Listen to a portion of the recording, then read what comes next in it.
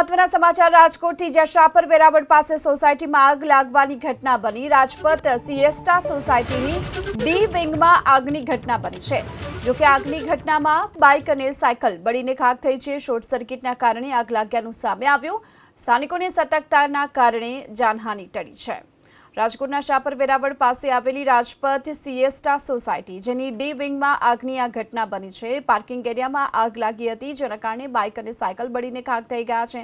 જો કે તુરંત જ સ્થાનિકો છે તેમની સતર્કતાના કારણે મોટી જાનહાનિ ટળી છે। જો કે આગની ઘટનામાં બાઇક અને સાયકલ બળીને ખાખ થઈ છે। શોર્ટ સર્કિટના કારણે આગ લાગ્યાનું સામે આવ્યું। સ્થાનિકોની સતર્કતાના કારણે જાનહાનિ ટળી છે। રાજકોટના શાપર વેરાવળ પાસે આવેલી રાજપથ સિએસ્ટા સોસાયટી જેની ડી વિંગમાં આગની આ ઘટના બની છે। પાર્કિંગ એરિયામાં આગ લાગી હતી, જેના કારણે બાઇક અને સાયકલ બળીને ખાખ થઈ ગયા છે।